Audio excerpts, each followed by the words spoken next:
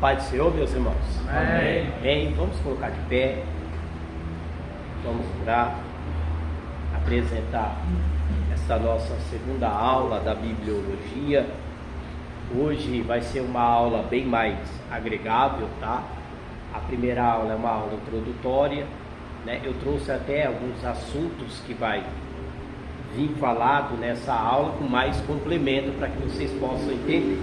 Tá bom? Muitos irmãos aí falaram comigo, tá? Que não poderiam estar hoje. Só que é uma coisa que eu vou cobrar muito do pessoal que está fazendo a aula.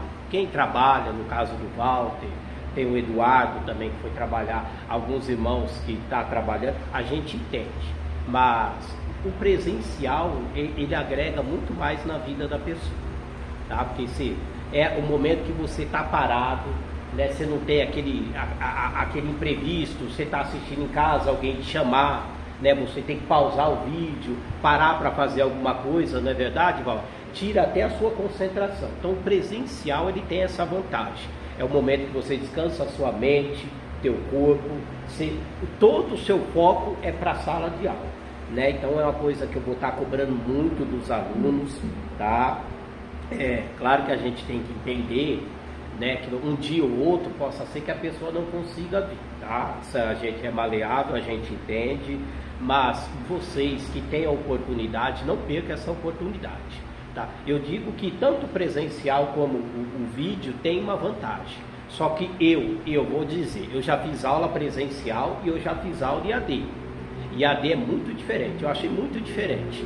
É como eu disse, tinha hora que eu tinha que parar a aula e cuidar da nenê e fazer alguma coisa em casa, você sai totalmente do foco da lição, você não sabe nem aonde você parou ali, né? Então, que vocês não percam essa oportunidade, pode ter certeza que o presencial ele vai agregar muito mais na vida de vocês, amém? Presbítero Walter, você leva o Senhor em oração?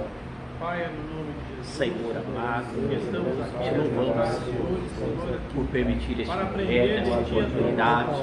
Mais um dia, Senhor amado, nos reunimos, Senhor, para nós aprofundar, aprender, Senhor amado, diante do conhecimento que será passado à vida dos teus filhos diante desta aula. Meu Pai amado, a tua palavra diz que venhamos crescer na graça e no conhecimento da palavra do Senhor. E aqui estamos, Senhor amado, para podermos crescer, Senhor amado, poderoso, diante da tua palavra. Espírito Santo, abra a mente dos teus filhos, dá sabedoria, discernimento, para que cada um possa entender e compreender a tua palavra. Amém. Pode acertar, tá? A nossa apostila aí é na página de número 17, vocês já deixam ela aberta. Nós vamos começar pelo PDF que foi colocado, tá? Aí talvez você fale, mas pastor, você disse que não precisaria imprimir, como foi falado. Mas tudo que está sendo imprimido é o que eu estou colocando a mais, tá? É a mais, tá? Então você vai ter muito mais coisas agregando para que você venha aprender, tá bom? Se você não quiser imprimir e acompanhar no celular, também fica aí à disposição dos irmãos, tá bom? Eu prefiro imprimir e guardar, porque tem muita coisa boa aqui na apostila, tá bom? Nós vamos aí dar uma continuidade na aula passada. Como eu disse, nós passamos alguns assuntos, né, de relance, tá? Para que só pudesse dar uma ligação daquilo que nós estávamos falando, mas eu quero trazer aqui a formação do cânon bíblico. Tá bom? Aí na apostila que nós imprimimos, tá? Aí está aí, ó, a formação do cânon bíblico. Aí eu pergunto, onde surgiu a ideia do cânon? A ideia de que o povo de Deus deveria preservar uma coleção de palavras escritas por Deus, né? Então fica aí, de onde surgiu? Da onde veio? Né? Então nós vamos ver aqui na lição que tudo isso veio do próprio Deus, né? Nós podemos ver aí os 10 mandamentos escritos pelo dedo de Deus, né? Deus fez questão de escrever para quê? Para que não viesse se perder no longo do tempo. Tanto é que ele preservou, o que ele fez? Ele guardou as tábuas dentro da arca da aliança. Então a ideia, né, de tudo que Deus falasse fosse registrado veio do próprio Deus. tá? Para que no longo dos anos, dos séculos, né, não viesse a se perder, né, cair no esquecimento. Então, olha a preocupação de Deus para que a tua palavra não viesse se perder, né? Então, ele mesmo teve isso, essa ideia, né, de registrar para que no longo dos séculos, do tempo, né, hoje nós tivéssemos aí a oportunidade de poder ler, né? Tantos séculos se passaram, mas a palavra não se perdeu.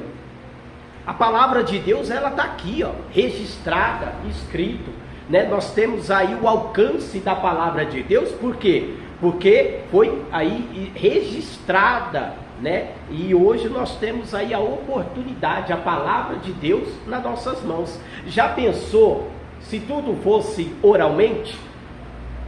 O que podia acontecer no decorrer dos séculos? Quando eu estava vendo a lição, uma coisa que me veio à mente, né? E vocês já passou pela infância, vocês vão lembrar daquele telefone sem fio. Não tem não teve essa brincadeira? Que um falava no ouvido do outro, mas quando chegava no último, nunca chegava da maneira que foi falado do primeiro. Era ou não era assim, não é verdade? Aí eu te pergunto, se Deus não registrasse a palavra dele, né?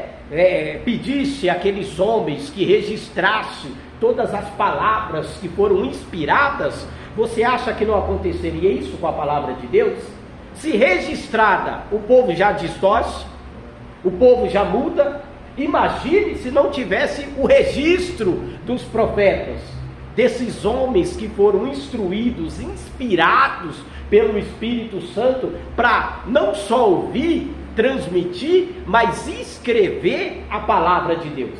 Então Deus, na sua onisciência, ele já sabendo que muita coisa poderia acontecer, ele vai pedir que fosse tudo registrado. Então a ideia, né, de tudo ser registrado não veio do homem, tá? Veio do próprio Deus, né, para preservar a tua palavra, como ela é preservada até nos dias de hoje, e evitar, né, que viesse a acontecer aí de mudar, porque se não tivesse como comprovar, né, os homens poderiam facilmente mudar o teor da mensagem, da palavra, né, para que isso não acontecesse. Deus veio registrar, pedisse que viesse registrar. Então a ideia, tá bom, como nós estamos vendo aqui, surgiu do nosso próprio Deus, tá bom?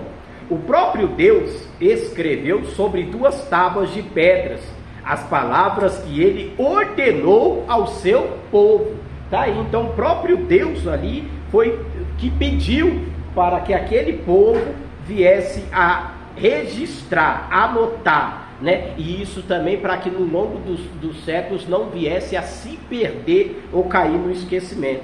As tábuas foram depositadas na Arca da Aliança, Deuteronômio 10:5, e constituiu os termos do pacto entre Deus e seu povo.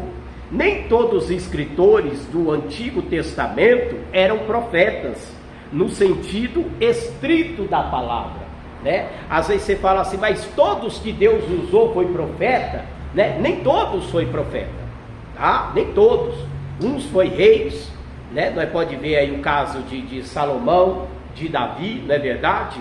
Né? Então nós vamos poder ver aqui, tá bom? Mas nem todos foram profetas. Mas isso não quer dizer que esses homens, essas pessoas aí, foram inspiradas por Deus ou não ouviram a voz de Deus ali para que pudesse transmitir a palavra do Senhor, tá bom? Aí talvez alguém fale, mas todos foram profetas? Não, nem todos. Nós vamos ver os salmos, né, cânticos, nós vamos pegar aí Salomão, né? São palavras aí que só mesmo sendo inspiradas por Deus, não é verdade? Para poder serem anotadas aí e estar registrada na Bíblia Sagrada. Então nós vamos ver Deus usando aí, não só o humilde, né? Porque nós vamos ver tem profetas que foi humilde, né? Mas Deus vai usar até mesmo, né, reis, não é verdade? Para transmitir a tua palavra. Aquele que tem o coração aberto, disposto, né, a atentar à voz do Senhor, Deus vai usar. Deus vai usar, Deus olha para o coração. E Deus via a sinceridade na vida de Davi, Deus via a sinceridade na vida de Salomão, que Deus usou a vida desses homens. Né? O dinheiro, a riqueza, a fama não distanciou, não corrompeu esses homens diante da presença do Senhor. Foram homens que tinham tantos, mas mesmo assim optaram por colocar a tua vida diante de Deus, né? E teve o privilégio de ser inspirado por Deus naquele momento, tá bom? Então nem todos eram profetas, como nós vimos aqui, mas tinham reis, né? No caso de Davi, de Salomão. Nós podemos pegar também Ageu, não é verdade? Se você pegar Ageu, ele vai dizer ali que eu não sou profeta, nem filho de profeta, mas boiadeiro e cultivador de sicômoro. Era um homem que a sociedade não conhecia, mas Deus conhecia a vida de Ageu. E quando Deus precisou de alguém, para quem Deus olhou? Para a vida de Ageu.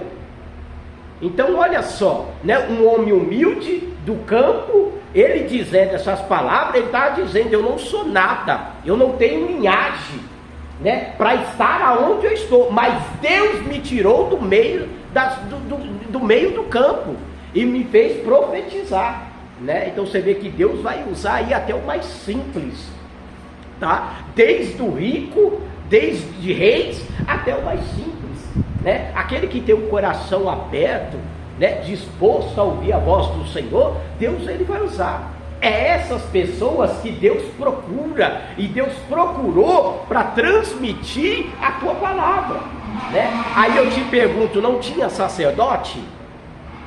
Não é verdade? Mas você vê que Deus vai levantar Ageu. Ageu estava no campo trabalhando, e Deus ali vai falar na vida de Ageu, para Ageu transmitir a tua mensagem diante do povo. Então Deus vai usar tanto reis como o mais humilde, tá? Talvez para a sociedade você não tem valor, alguém não te nota, mas uma hora ou outra, pode ter certeza, se a tua vida condiz com a palavra, uma hora ou outra, Deus vai revelar-se a você na tua vida. Deus ele vai te usar, seja numa oração, seja numa pregação, seja para falar algo, para confortar a vida de alguém, mas Deus ele vai te usar. Por quê? Porque Deus ele conhece a tua vida, né? Então nós vemos aqui pessoas, né, que foram usadas por Deus, todo tipo de classe de pessoas, tá? Todo tipo de classe, como eu disse, desde reis. Quantos reis fizeram o que foi mal aos olhos do Senhor?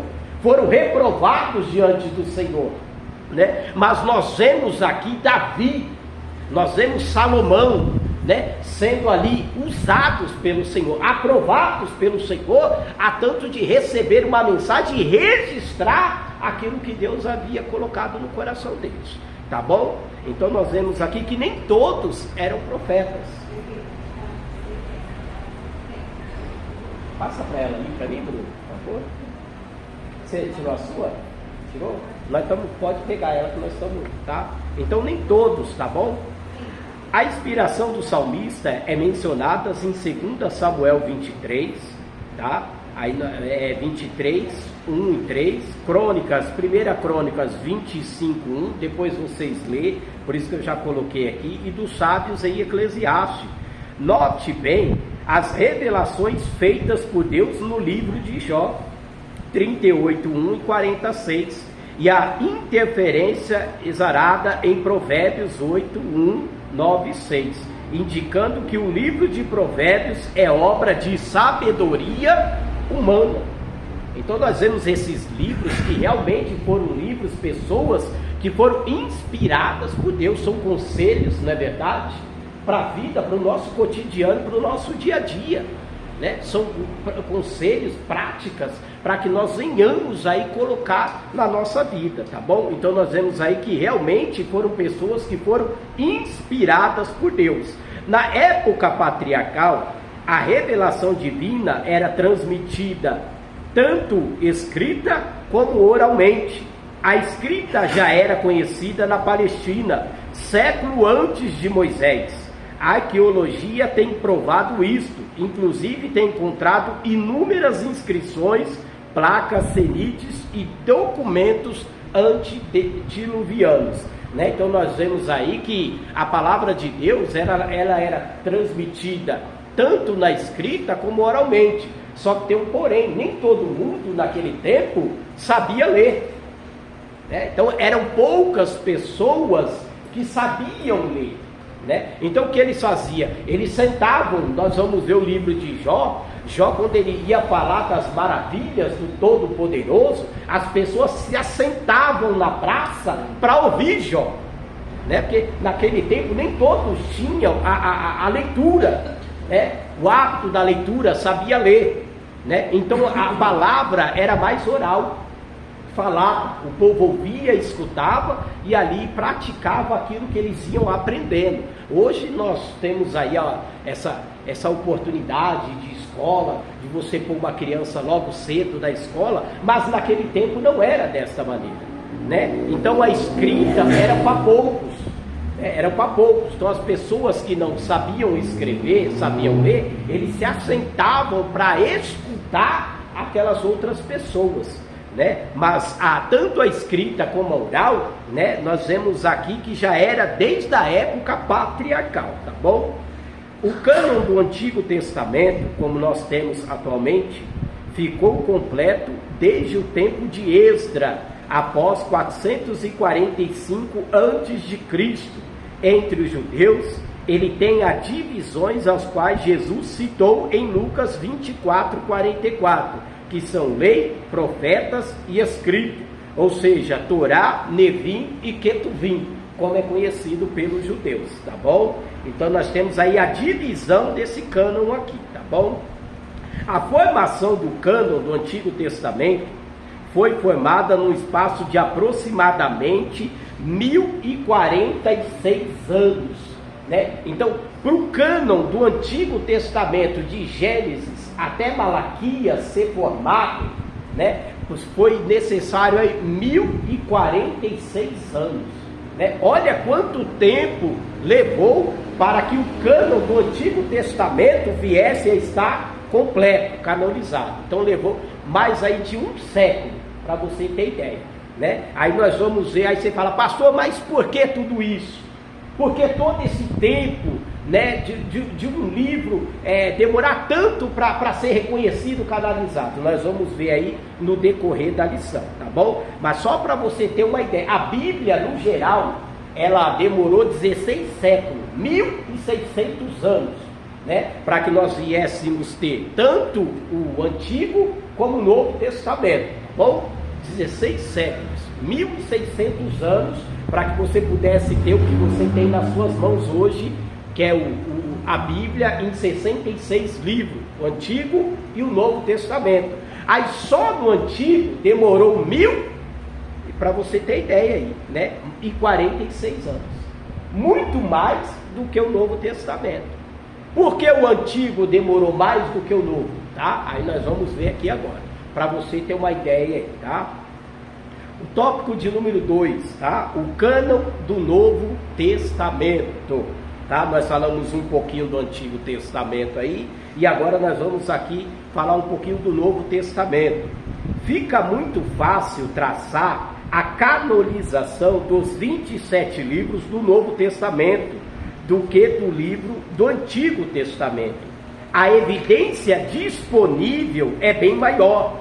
Os livros do Novo Testamento foram escritos durante a última metade do século depois de Cristo. A recém-formada Igreja Cristã usava as escrituras do Antigo Testamento como base para a sua fé. Além disso, era dado grande importância às palavras de Jesus e os ensinos dos apóstolos, né? Então nós vamos ver aqui que a canonização do Novo Testamento foi muito mais fácil de tê-la do que do Novo, né? Pela veracidade das palavras dos apóstolos de Jesus. Então isso fez com que o Novo Testamento não demorasse tanto como demorou o Antigo, tá? Então nós vamos ver aí que se você pegar de de 1.600 anos da Bíblia, sendo que vamos colocar 1.050 foi do Antigo, então nós podemos colocar que 550 anos foi formado o cânon do Novo Testamento. Metade, né, não é verdade? A metade do que foi o Antigo Testamento. Então a canonização do Novo Testamento foi muito mais rápida do que a do Antigo. Por quê? Porque tinham muito mais provas, mais veracidade, sabe? As coisas ainda estavam acontecendo, sabe? Então isso fez com que a agilidade, a rapidez da canonização do Novo Testamento fosse muito mais rápida, né? Em torno de 550 anos aí nós teríamos aí os 27 livros do Novo Testamento, né? Canonizado, né? E reconhecido pela igreja, tá bom? Então nós vemos aí, tá? Então foi muito mais fácil traçar do que traçar aí o Antigo Testamento. Mas isso não quer dizer que alguns livros aí, né, tiveram que passar por alguns critérios, tá bom? Nós vamos ver, teve livros aí que demorou muito para ser aceito até mesmo, né, pela igreja, pelo povo, aí nós vamos ver. Isso não impediu, tá? Não impediu aí de os livros do Antigo Testamento, né, passar pelos critérios como o Antigo passou. Tanto os livros do Antigo como do Novo tiveram que passar pelos mesmos critérios. Que critério? Nós vamos ver no decorrer da lição, tá bom? É como eu disse na primeira aula, ninguém chegava ali e colocava aquilo, aí Deus falou comigo, registra aí, está aqui, não. Tiveram que passar por um critério rigoroso. É por isso que a palavra de Deus, ela não perde a tua essência, tá? Ela não perde a divindade, né? Ela tem o poder de transformar, de salvar, né, a vida do ser humano, né? Só a palavra de Deus tem esse poder, né? Então nós vamos ver aí, tá bom? A recém-formada igreja cristã usava as escrituras do Antigo Testamento como base para sua fé, né? Então nós vamos, a primeira pregação de Paulo, ele usou como base, né, a mensagem de Joel, não é verdade? Que Deus nos últimos dias derramaria do teu espírito. Ele não vem, não é verdade? Né? Pedro vem falando aí. Então ele vem falando, na primeira pregação dele, ele vai pegar aquela multidão e ele vem trazendo a mensagem de Joel ali. Então a base que ele usou foi a do Antigo Testamento. Por quê? Porque até então não tinha o Novo, tá? Ainda não tinha o Novo. Então a igreja primitiva ainda tinha como base o Antigo Testamento, tá bom? Só depois que os apóstolos, né, vão morrendo, e aí sim surge a necessidade aí de canonização, né, para que não viesse a acontecer de distorcer a palavra de Deus. Então, o canon, né? É a coleção de palavras escritas. Isso. E a canonização é você implantar um livro dentro Isso, desse, exatamente. Conjunto, é o conjunto, exatamente. É isso aí mesmo, tá? E isso aí, com a canonização, você não consegue mais mexer e nem alterar. Tá bom? Você não consegue. Por isso que tem aí a canonização. O livro de Enoque, pelo menos, por exemplo, não foi canonizado. Ele já entra lá nos livros apócrifos, essas coisas, tá? Não entra aí como livros inspirados por Deus, como nós falamos aí na primeira aula. Muitos livros foram reprovados, viu? Muitos. Nós vamos ver aqui em torno, aqui eu acho que vai ter em torno aí de uns 14 livros em geral. Nós vamos ver aqui, você vai ver os absurdos. Livros aí que não foram inspirados, né? Livros tidos aí como aberração, tá? Eu disse na primeira aula, eu tenho para estudo meu, tá? Para agregar o conhecimento, mas são livros aí, irmão, se você ler, as coisas é muito terrível mesmo, terrível, tá bom? Terrível. Tem livros que você não pode condenar. Nós vamos ver aqui que ele traz a historicidade, a cultura. Então são livros que vai agregar, não diante da palavra, mas vai agregar aí acerca, né, da historicidade, das coisas aí, como nós vamos ver aqui, tá bom? Dessa forma, não passaram muito tempo para que os evangelhos passassem a ser usados juntamente com o Antigo Testamento, a autoridade dos apóstolos é plenamente confirmada. João declara: o que temos visto e ouvido, anunciamos também a vós. Tá bom? 1 João 3:1. Pedro diz que foram testemunhas oculares da majestade, tá? Lá em 2 Pedro 1,16.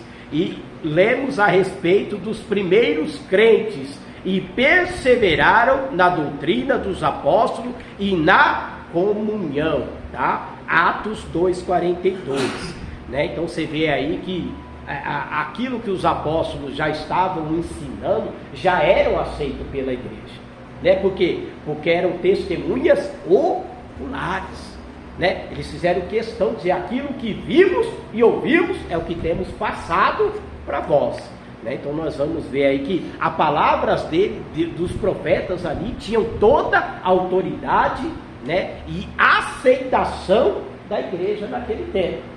Bom, a palavra deles ali era como se fosse a Bíblia nos dias de hoje. Eram aceitas plenamente pela igreja e pelos ouvintes que estavam ali, tá bom? Sem nenhuma contestação, né? Você vai ver que nós vamos ver pessoas se levantando querendo distorcer os ensinamentos dos apóstolos. Mas nós não vemos alguém se levantar para questionar acerca daquilo que era ensinado. Você já percebeu isso? Tamanho da veracidade, né, das palavras daqueles homens, como eram aceitas pela igreja, né, mesmo não sendo testemunhas, como os apóstolos foram, né, oculares, presenciou milagre, realizou milagre, andou com Jesus, mas aquele povo aceitava de bom grado a palavra que eles, os ensinamentos, a palavra que eles transmitiam para a igreja primitiva. Por quê? Porque não tinha Bíblia, não existia a Bíblia, não existia ainda o cânon, né? Então eles transmitiam o que eles aprenderam de Jesus. Os ensinamentos de Jesus é o que eles estavam sendo transmitidos para a igreja, né? E você vê a aceitação da igreja diante dos ensinamentos dos apóstolos. Vai dizer que a igreja crescia e perseverava na doutrina dos apóstolos. Você vê a aceitação, como era muito mais fácil, né? Mesmo você não tendo a palavra de Deus hoje, como as coisas estão invertidas nos dias de hoje, não é verdade? Né, Valdir? Né? Hoje é um sacrifício para você colocar algo na cabeça de alguém, com tantas provas, você vem com tantos versículos, mas ainda fica aquele pontinho de interrogação na mente da pessoa. Mas será? É isso mesmo?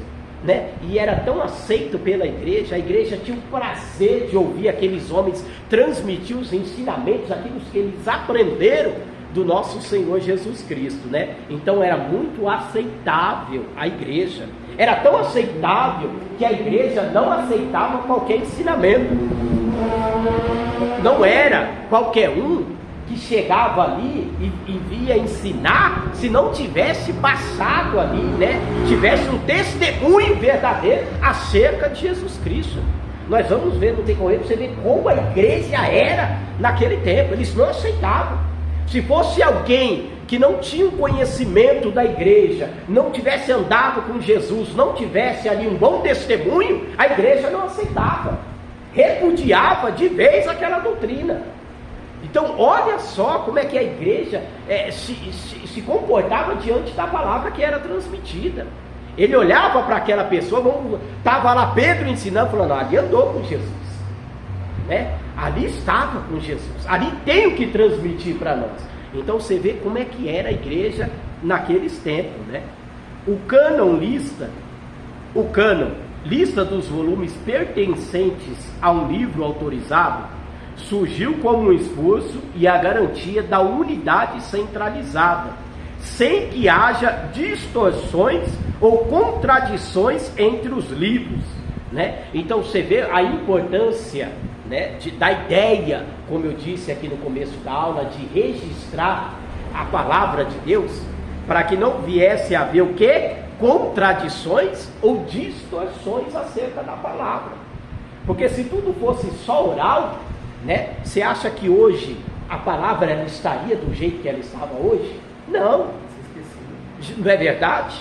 Por que a Bíblia não foi esquecida? É o livro mais vendido do mundo. Não é verdade? Tanto livro perde o teu valor.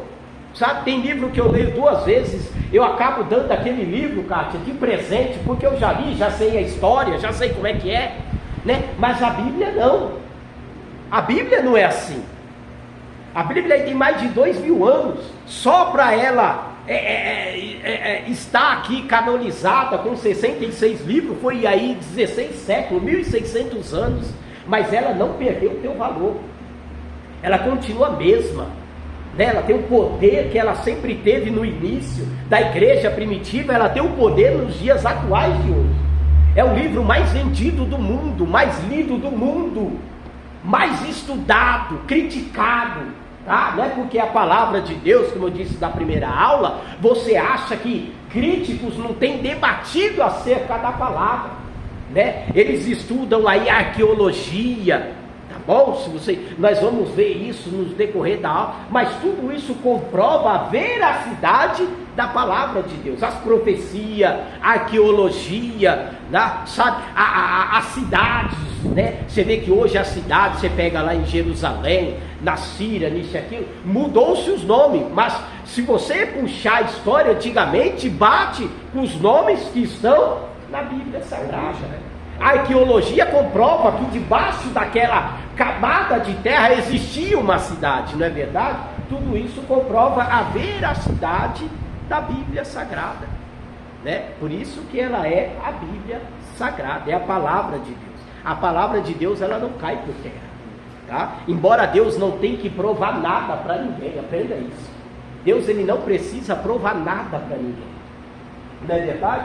Mas que nós pudéssemos aceitá-la, né, como regra de fé e prática, Deus deixou aí, você pode ver aí, provas aí, que todos possam ver, a veracidade que a palavra dele tem, né, que as histórias são reais, que aquilo que aconteceu é real, né? Então Deus deixou aí para que nós pudéssemos aí ter essa palavra como regra de fé e prática. Você viveu nos tempos de Jesus? Não. Você viveu nos tempos dos profetas? Não. Mas por que você aceita? Né? Por que nós aceitamos como regra de fé e prática? Porque ela é a palavra de Deus. É Deus que está falando aqui. E eu sei que é a palavra de Deus. E isso ninguém vai tirar da minha vida, né? Ninguém vai tirar isso de mim, né? E a Bíblia me comprova, tá? Eu li a Bíblia e eu vejo a história, eu assisto muito documentário, eu vejo a veracidade que a palavra de Deus ela tem, né? Então, por mais que muitos não aceitam, mas para mim já é o suficiente para comprovar que ela é a palavra de Deus, tá bom? Tá, vamos lá, o 3. O cânon da Bíblia e a sua evolução histórica.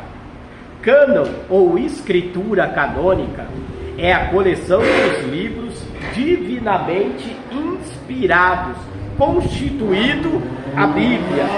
Cânon é a palavra grega significando literalmente vara de medir, assim como uma régua de carpinteiro. No Antigo Testamento, o termo aparece no original em passagens como Ezequiel 45. Presbítero Rony, você abre para nós, por favor, enquanto eu vou lendo aqui, para você ver aqui o que é o cânon, tá bom? No sentido religioso, tá? Nós vamos falar no sentido religioso agora. Cânon não significa aquilo que mede, como carpinteiro. Carpinteiro tem que ser tudo medido, certinho, tá? Se ele vai fazer ali um móvel planejado, ele tem aquele espaço. Se ele mede errado, o móvel não entra, não é verdade? Então aquela régua de medir, ele vai medir milimetricamente, para que não tenha erro, que o móvel entra da maneira que ele mediu, tá? Só que agora eu vou falar no sentido religioso. Então a palavra de Deus é assim? Não, porque no sentido religioso, embora o termo vara de medir é usado para canonizar, né, o Antigo e o Novo Testamento, não significa que é uma vara de medir, tá? No sentido religioso, cano não significa aquilo que mede, mas aquilo que serve de norma e regra. Com este sentido, a palavra cano aparece no original em vários lugares do Novo Testamento, tá bom? Então, cânon para nós é uma coisa que serve como norma e regra, tá bom? Lê aí para nós. Ezequiel 40, versículo 5, diz assim: E havia um muro fora da casa em redor, e na mão do homem uma cana de medir, de 6 côvados, de um côvado de 4 dedos cada um. E ele mediu a largura do edifício, uma cana, e a altura, uma cana.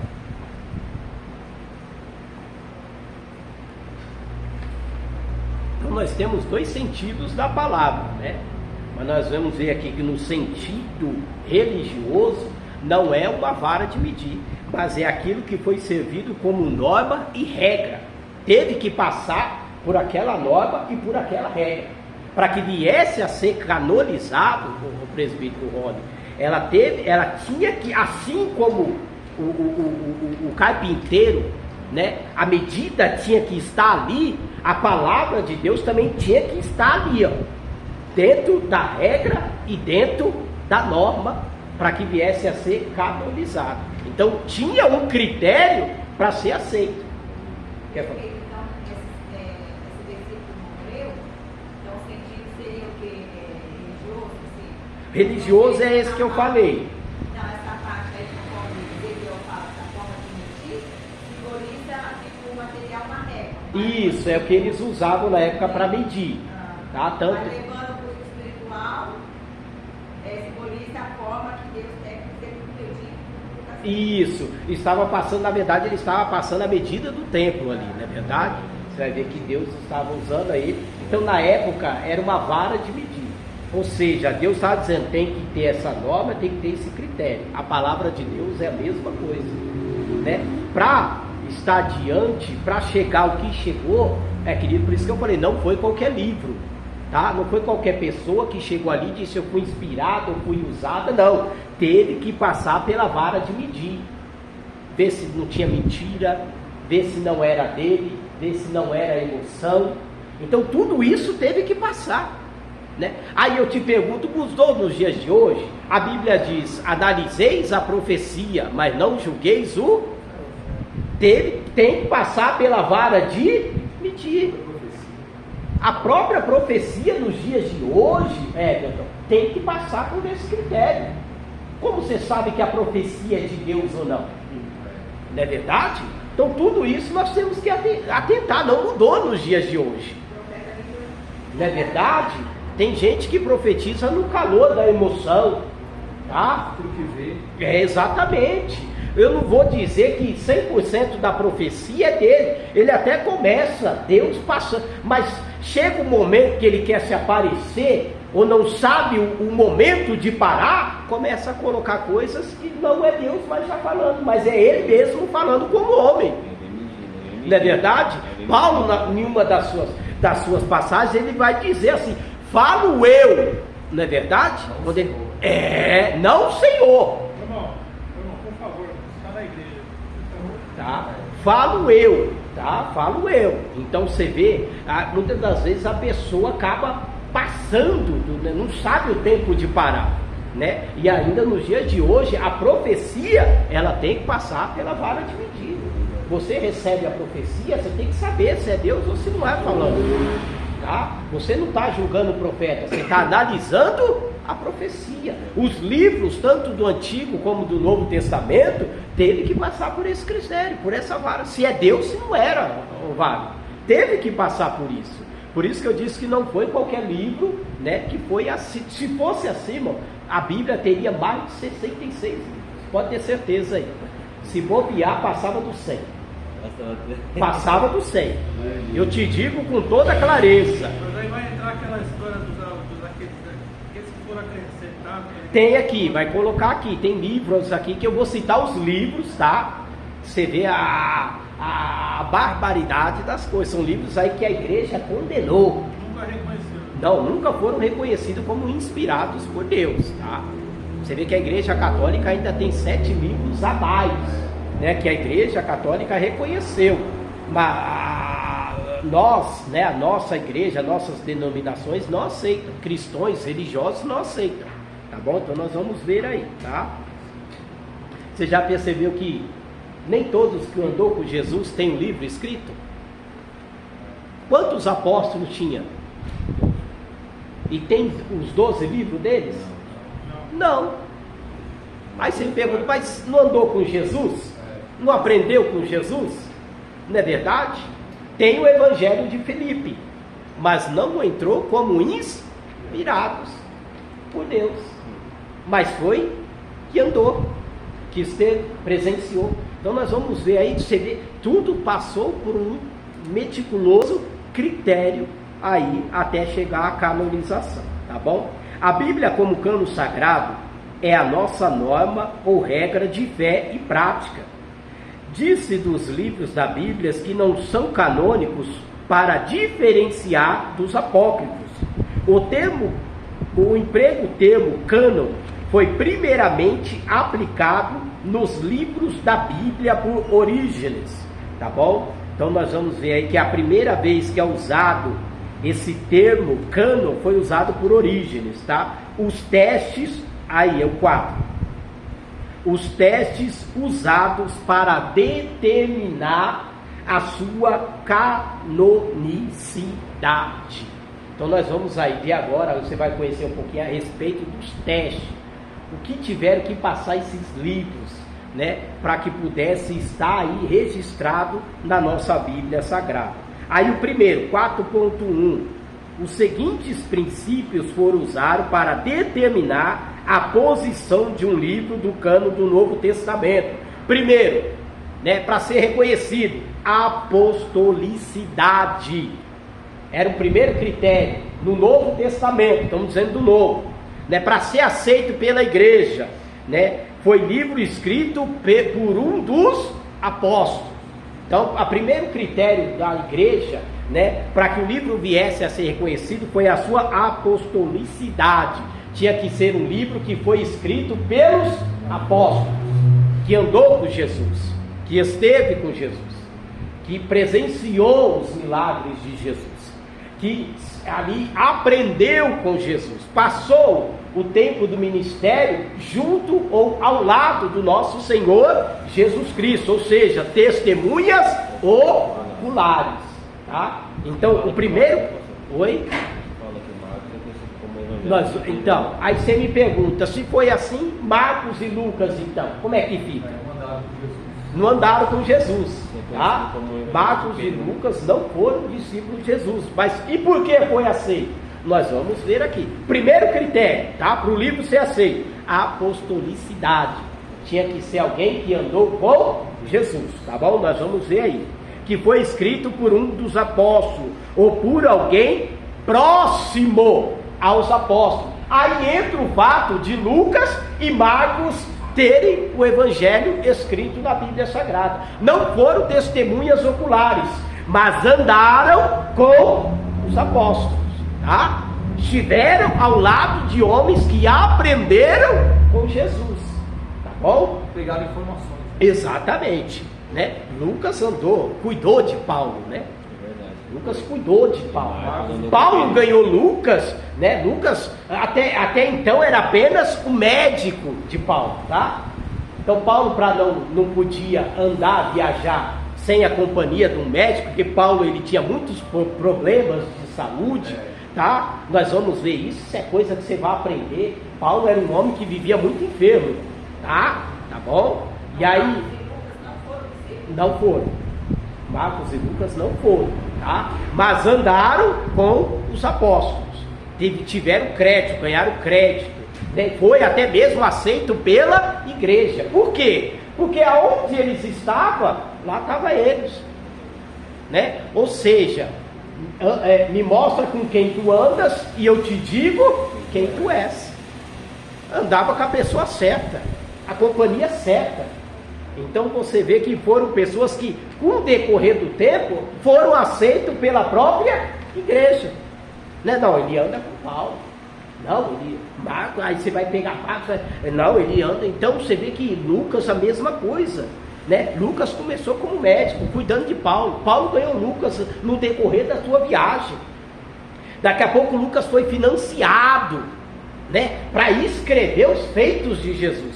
O Evangelho de Lucas, irmão, é o mais detalhado e minucioso que você possa ter nessa Bíblia. Você sabia disso? Você sabia? Porque ele pegou os mínimos detalhes acerca da pessoa de Jesus. Abre Lucas aí, no versículo 1. Você vai ver o que a quem ele endereça a carta. Aí você vai ver. Ele foi financiado, tá? Para poder ali trazer informações acerca de Jesus. Quem abriu pode ler. Lucas 1. Tendo, pois, muito empreendido, pôr em ordem a narração dos fatos que entre nós se cumpriram, segundo nos transmitiram os mesmos que os presenciaram desde o princípio e foram ministros da palavra.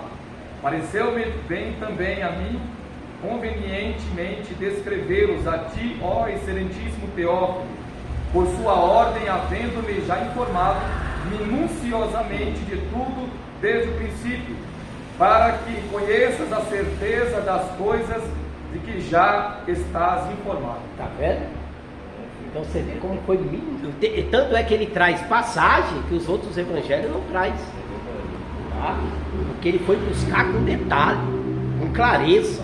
Ele se aprofundou, né? E tudo ele que ele ia colocando, você vê que ele endereçou a Teófilo, que foi quem financiou tudo isso, né? Então você vê aí que é o livro que mais traz detalhes acerca da vida, dos milagres do nosso Senhor Jesus Cristo, que ele foi buscar com clareza, com detalhe, sabe? Saber a veracidade dos fatos, como ele está dizendo aí, sabe? Perguntando ali, perguntando. Então ele foi bem minucioso acerca disso. É por isso que o evangelho, tanto de Marcos como de Lucas, é aceito pela igreja. Não foi apóstolo? Não, mas aceitou. Por quê? Porque andaram com os apóstolos, tá bom? Então por isso que eles são aceitos pela igreja. Então o primeiro teste que determinava uma canonicidade era a apostolicidade, tá bom? Ou tinha que ser um apóstolo, ou alguém que era muito próximo, né, na vida dos apóstolos, tá bom? Outra, conteúdo espiritual, tá? Conteúdo espiritual. O livro estava sendo lido nas igrejas e seu conteúdo era um meio de edificação espiritual do povo.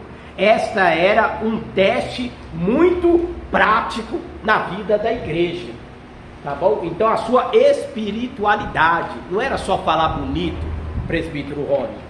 Você podia ter uma boa colocação da palavra, irmã Maria, mas isso não bastava para a igreja.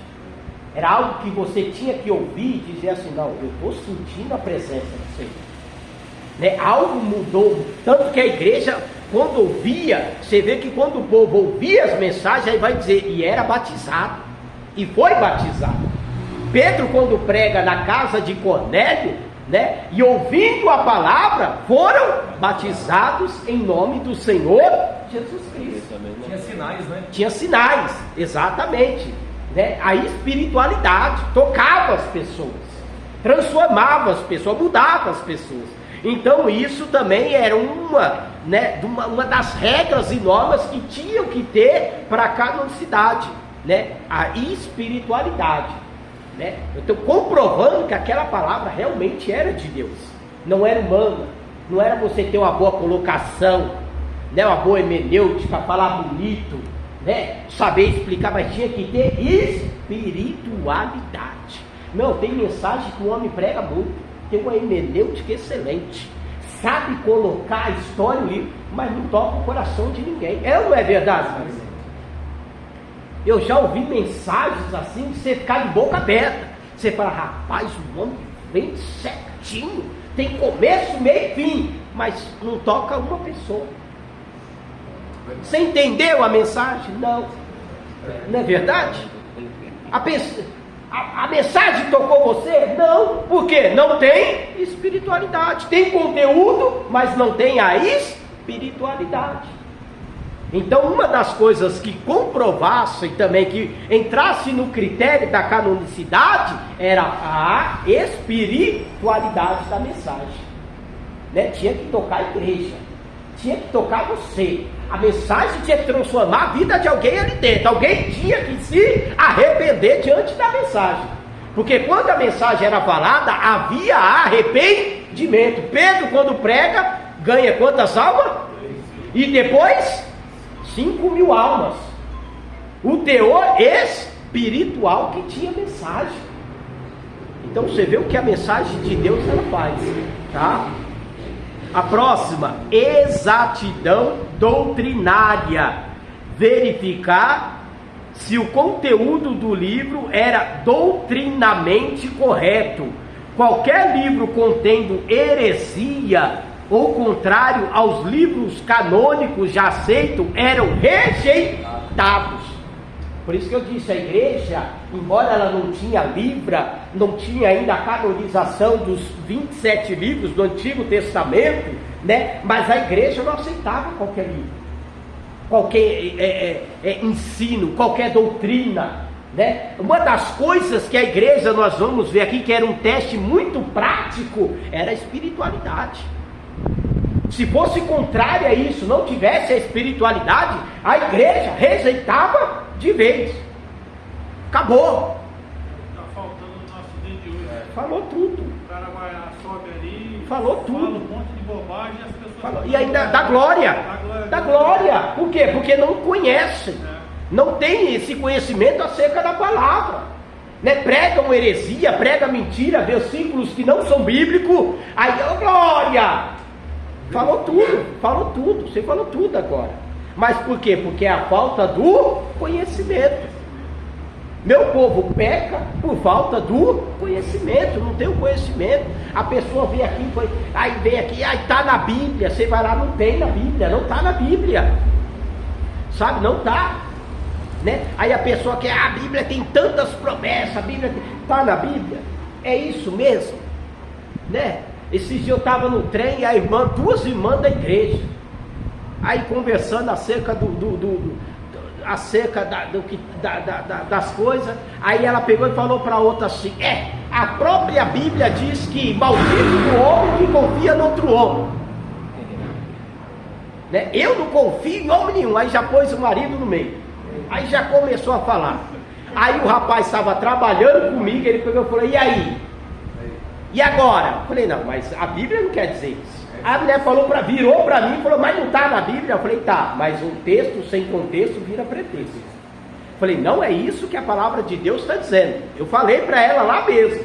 O povo no trem ficou tudo olhando para mim.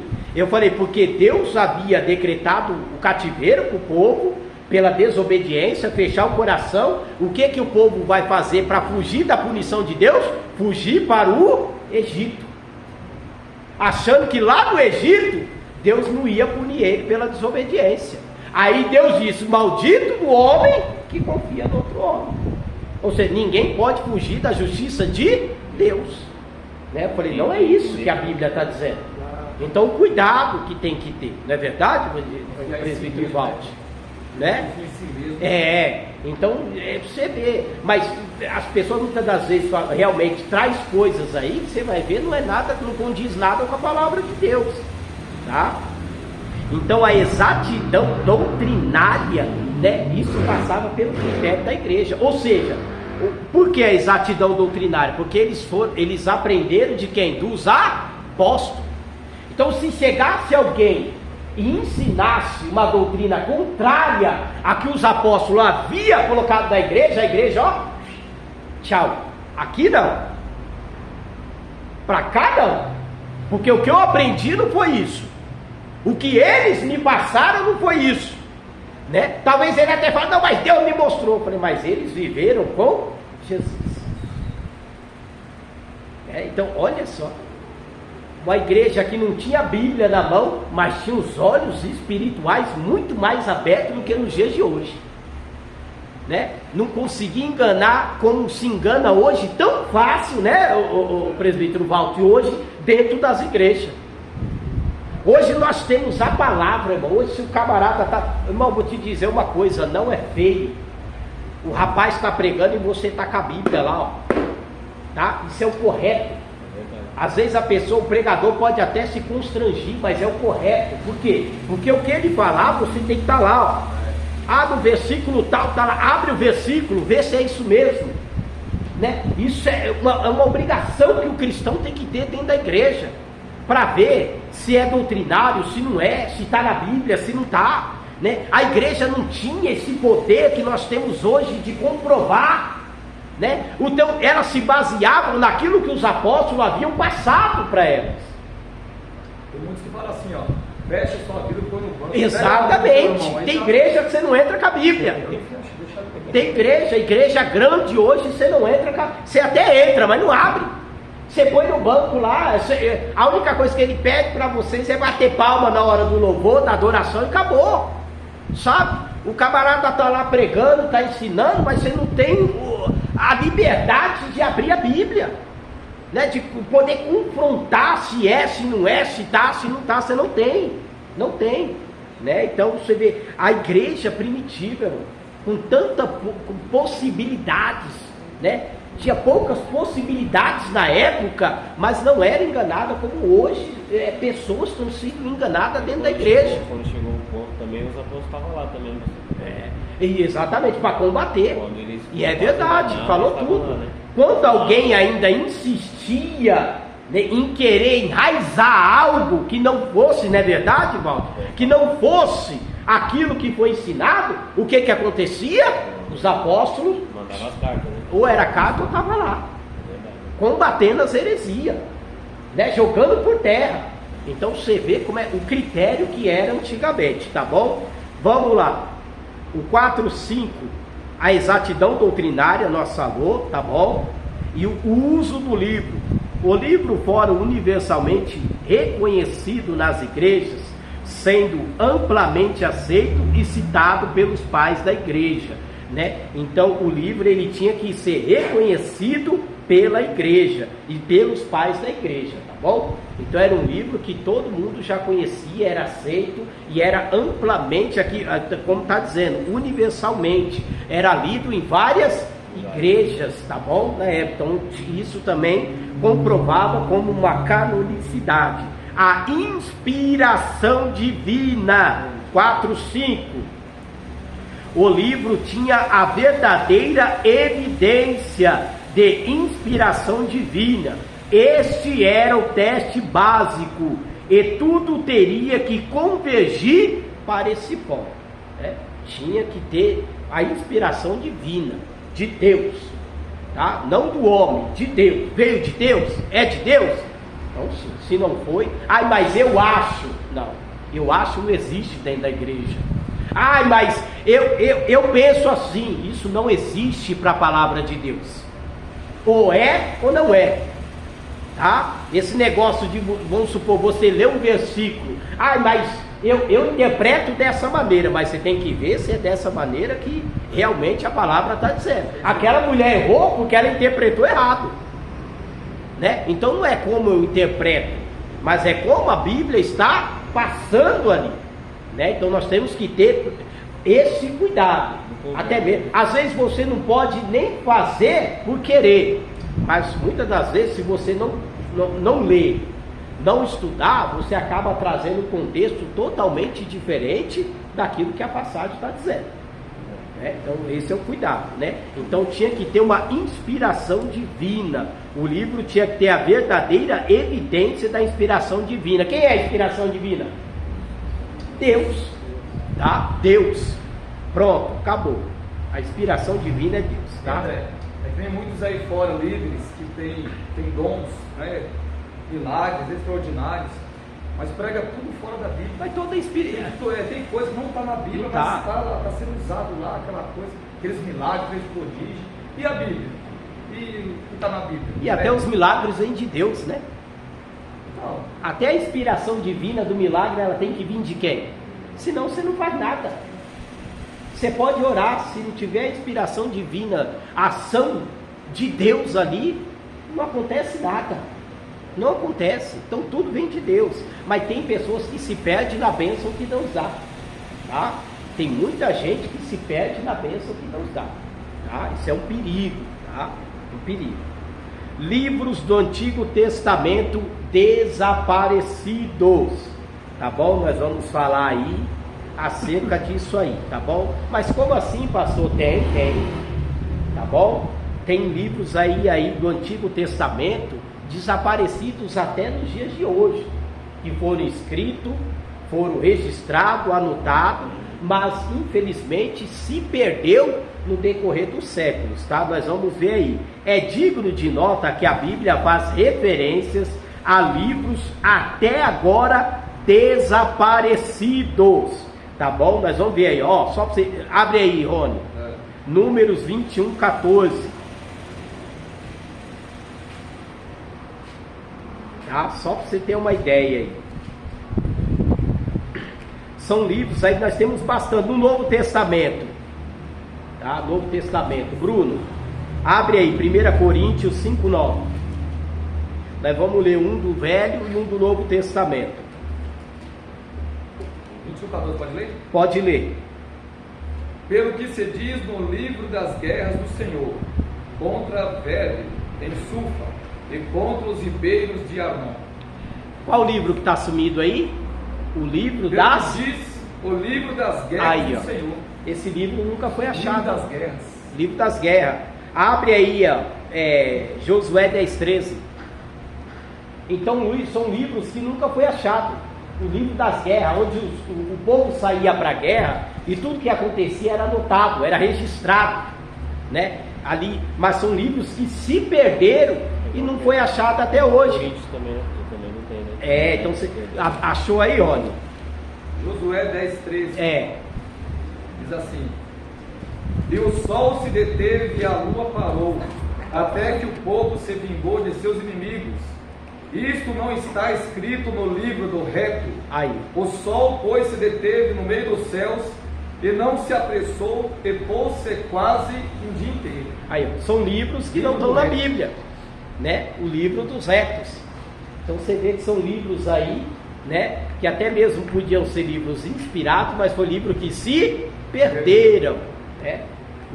Ninguém se sabe o porquê, não se achou até hoje. Você lê, lê essas passagens em casa, que vocês vão ver o tanto de livro que tem que foi perdido aí, tá bom? Vocês vão ver. Aí você vai ver aqui, no Novo Testamento, achou, Bruno? 1 Coríntios 5, 9. Já por carta dos teus espíritos, e não vos associei com os que se prostituem. A 1 Coríntios, irmão, nós temos aí 1 e 2 Coríntios. Na verdade, aí são 4 cartas, tá bom? 2 dessas se perderam. Paulo vai dizer: tenho, portanto, já vos escrevido por carta. Se perdeu. Não se sabe o que aconteceu, se chegou, se não chegou na igreja, né? Mas são cartas aí que se perderam, né? Na verdade foram 2 cartas que se perderam aí na igreja de Corinto. Então seriam aí 4 cartas, não 2 como tá. Diz que a primeira, a segunda era a terceira e a outra era a quarta, que era para estar registrada. Então se perderam no decorrer aí. Então esses que tá aqui, leiam em casa essas referências. São livros aí que se perderam e não se acharam até nos dias de hoje. Talvez um dia, querendo Deus, eles venham à luz, como os manuscritos achados nas grutas de Quirã, Mar Morto, em 1947. Essa foi uma das maiores descobertas, tá bom? Acerca aí da palavra de Deus, irmão. Porque não se achavam o que se achou aqui, né, nos pergaminhos do Mar Morto. Isso foi coisa linda, né? Deus trouxe a luz à tona, né? E aí você vai ver como como que as coisas de Deus, ela permanece imutável, não muda, tá? Você vai ver que coisa linda aí. Por quê? Porque quando eles pegaram esses achados do Mar Morto, ele vai comparar a passagem de Isaías, alguns trechos da passagem de Isaías, e vai bater certinho com aquilo que está nos dias de hoje. Ficou enterrado, perdido, né? Depois de séculos se achou, né, aquele registro, e você vê que ele bateu certinho com aquilo que está registrado em nossas Bíblias nos dias de hoje, né? Essa é a palavra de Deus, tá? Os livros apócrifos. Isso aqui é primeira Reis ou segunda Reis? O quê? Tá só Reis. Tá só Reis aqui, ó. Aonde está falando, Walter? Na referência? Deixa eu ver aqui. Ó, Reis 11:41. É primeiro ou segundo? Esqueci. Tá, depois eu vejo. Não, entendi. Tá bom, tá ótimo. Meus dois vai ver. Tá. Os livros apócrifos, tá bom? Na Bíblia da edição católica romana, o total de livros é 73 livros, 7 a mais do que a nossa Bíblia protestante, tá bom? Porque a Igreja Romana, desde o Concílio de Trento, em 1546, incluiu no cânon do Antigo Testamento 7 livros apócrifos, além de 4 acréscimos ou apêndices a livros canônicos, sendo assim um total de 11 livros de acréscimos apócrifos, tá? É por isso que eu falo, se tudo fosse colocado como inspirado, nós teríamos mais de 100 livros. E olha o tanto. Então aqui no caso foram histórias que foram contadas e eles escreveram, é isso? O quê? Livro apócrifo? Foram histórias que Foi, foram contadas. isso, muitas delas foram, tá? Eu acho que muitas das vezes para querer se aparecer, para querer ganhar nome, pessoas aí se levantando. Nós vamos ver aí, aqui no decorrer da lição, só para você adiantar, para você ver o teor que eram as coisas, né? Na lição passada, nós lemos a respeito de um homem chamado Marcião. Quem lembra? Na lição passada. Ele vai entrar aqui na lição, como ele fazendo o seu próprio evangelho. O evangelho de Marcião. Era um homem que era obreiro da igreja, se levantou contra a igreja, contra os ensinamentos, e ele vai criar o seu próprio evangelho. Você vê o teor. Então, muitos livros aqui foram pessoas ali que realmente escreveram, tá?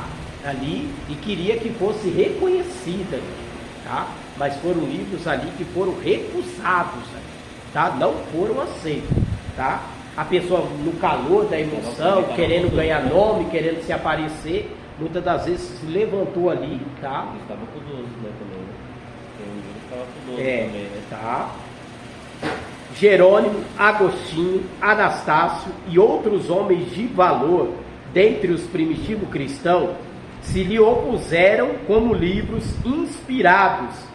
Aparecem pela primeira vez na Septuaginta. Tá? Então esses homens que eu citei foram homens aí que não aceitaram os acréscimos desse livro, né? Não reconheceram como livro inspirados por Deus. Eram os pais da igreja, eram os homens ali que Deus usava naquela época, homens ali que realmente Deus era na vida deles, tinha o reconhecimento da igreja, né, do povo, né? E foram homens ali que foram importantes para combater acerca desses livros. Não aceitaram, né? Se recusaram ali, né? Embora a igreja católica romana aceitou e aceita, tanto é que ela tem até nos dias de hoje, mas você vê que através da luta desses homens aí, a nossa Bíblia protestante ela não tem, né? Eles não aceitaram, tá bom? Quando Jerônimo, nós vamos um detalhe importante.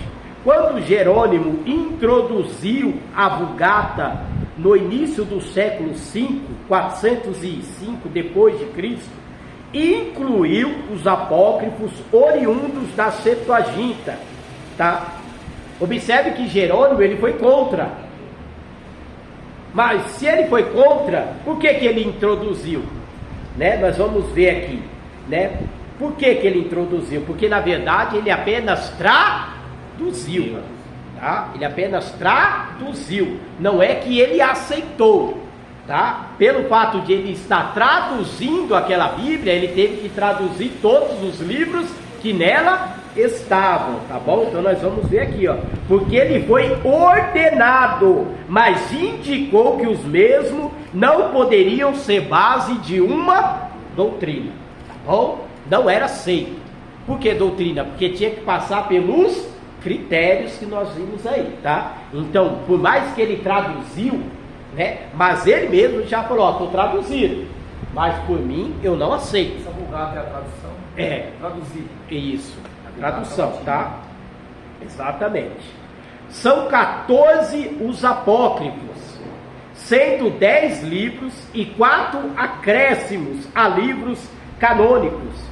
Antes do Concílio de Trento, a Igreja Romana aceitava a todos os livros, tá? Os 14, mas passou a aceitar apenas 11, sendo 7 livros e 4 acréscimos já mencionados. A Igreja Ortodoxa Grega mantém até nos dias de hoje os 14 livros, tá bom? Os 7 livros apócrifos constantes da Bíblia, da edição católica romana são, aí eu coloquei aí, Tobias, após o livro canônico de Esdra, Judite, após o livro de Tobias, Sabedoria de Salomão, após o livro canônico de Cantares, Eclesiástico, não é eclesiástico, tá? Eclesiástico, após o livro da Sabedoria, Baruque, após o livro canônico de Jeremias. Baruque é bem conhecido, tá? Né? É, exatamente. Exatamente, escriba de Jeremias, tá bom? Bem conhecido. Primeiro Macabeus e segundo Macabeus, tá? Esses livros são todos da Bíblia católica, tá bom? Mas esses nomes, presbítero, esses nomes desses livros eram pessoas consideradas como apóstolos, discípulos, ou como é que era? Então, essas pessoas, elas tinham influência na igreja, tá? Tinha muita influência na igreja, tá bom? Tinha, tá? Mas você vê que só a igreja católica que vai aceitar eles como inspirados, tá? Embora tinha muita influência, eram conhecidos, mas é que nem eu falei, os livros eles tinham que passar por um critério, pela vara de medir. Então eram pessoas influentes na igreja católica. Exatamente, influentes na igreja, estavam no dia a dia, no cotidiano, mas, né, aí muitas das vezes colocaram, escreveram até mesmo, hoje a pessoa, mas aí você fala, mas como é que pode, pastor? Hoje uma pessoa que estuda muito, tem muito de Deus, ela não escreve livro? Você não tem livro do Hernando Dias Lopes? Não é verdade? Não é assim? Não é? Você olha ali, é conteúdo espiritual, claro. Não é verdade? Exatamente, tem um conteúdo espiritual, mas para entrar no cânon, aí é outra coisa, aí é totalmente, o critério é outro. Você escrever um livro acerca dos versículos, trazer algo, né, com espiritualidade, tudo bem, é aceito, é favorável, mas para entrar no cânon, aí é totalmente diferente, tá? São pessoas aí que muitas das vezes estavam ali por ter um grande conhecimento, ter aquele momento de inspiração, mas isso não quer dizer que foi inspirado por Deus, tá? Então aí, todo esse critério teve que passar pela igreja, tá bom? Agora, aí você me pergunta, mas por que pela igreja católica? Porque eram pessoas que tinham influência, tá? Tinham influências, tá bom? E André, é porque não precisa mais de revelação nenhuma. Não, já não existe Deus mais. pode revelar um momento, situação, no mover tá? da igreja. Agora, acerca da palavra, não existe mais, não tá existe bom? nenhuma revelação. Não existe mais, tá bom? Os 4 acréscimos são Esther 10:4, 16:24, Bíblia Católica tem, tá bom? Cânticos dos 3 Santos Filhos, olha aí, gente, as barbaridades. Aí você vai vendo, Daniel 3, 24, 90, tá? Bel e o Dragão, já pensou se tudo fosse registrado? O que seria essa lá? Não, são livros que contêm em algumas Bíblias. Eles usam esses livros para ensinar? Hã? A igreja católica, eles Diz tem, né? não, eles usam esse livro para ensinar lá? É as coisas tremendas. Bel e o Dragão. Né? Bel e o Dragão, Daniel 14. Daniel 14? Daniel 14. Tá? Só na dele chega até lá, né? A nossa vai ter o 12. Exatamente. Então, para você ver as bárbaras, a que ponto que chegou, irmãos. Né? Mas você vê, não está diferente. Hoje está a mesma coisa. Né? Você pega aí os TJ, você pega umas outras denominações aí, tem denominação aí que fala que o nosso batismo não é válido. Para você entrar na denominação dele, você tem que se batizar, porque o nosso não é válido. Não tem a Trindade, não tem o Pai, não tem o Filho, não tem o Espírito Santo. É o homem, não é Deus. Né? Aí você vai em outras denominações aí, Cristo não é filho de Deus, não é Deus. Então tem muitas coisas que... Tem uma família de Testemunho de Jeová aqui, mora perto, não. Praticamente nós viemos aqui para o Roucru juntos. Crescemos aqui de criança até hoje. E eles se tornaram Testemunho de Jeová. O filho dele, que me conhece desde criança, pelo fato de ele ser Testemunho de Jeová, ele não conversa comigo. Ele olha feio para mim. Não me cumprimenta. O pai, você vê, depois de muito tempo, o pai dele quebrou esse gelo. A gente conversa um pouquinho, é bom dia, tudo bem, mas ele, o filho, eu passo por ele, ele fecha a cara, como se eu fosse o inimigo dele. Para vocês terem uma ideia acerca desses, aí você fala, mas pastor, é uma barbaridade. Mas muitas denominações que foi levantadas, que existe hoje, foi levantada em cima de heresias. Dizendo que 2 anjos apareceu com 2 placas de ouro. Você sabe a denominação que eu estou falando aqui, não é verdade? Né? Trazendo aquela revelação, porque o que estava escrito nesse livro não era condiz com a palavra de Deus. Então muitas dessas denominações foi levantado em cima de heresias. Tá? São denominações cheias, não é, presbítero Val? Cheias, que arrastaram multidões, mas não tem doutrina bíblica, não condiz com a palavra de Deus, né? Então você vê que mesmo naquele tempo, nos dias de hoje é a mesma coisa, né? Aí você olha, olha a barbaridade que está aqui, mas hoje não está diferente, tá? Hoje não está, só muda o modo de agir, de trabalhar, mas a barbaridade ainda continua mesmo, tá bom? Então nós temos esse aí, Bel e o Dragão, Daniel 14. Como já foi dito, dos 14, a igreja romana aceita 11, rejeita 3. Qual? Esdras, 4 Esdras e a oração de Manassés. Tudo isso é livro, tá? Tudo isso é livro, tá? Por isso que eu torno a dizer, se tudo isso fosse registrado, nós teríamos mais de 100 livros. Tem gente administrando a unção de Manassés. Tem, e falou tudo, tá? Falou tudo, tá? Importante, eu coloquei aí para vocês, tá? Os reformadores protestantes publicaram a Bíblia com apócrifos, colocando-a entre o Antigo e o Novo Testamento, não como livro inspirados, mas bom para a leitura e de valor literário e histórico, tá bom? Histórico. Mas como assim, pastor? Se não é inspirado, eu posso ler?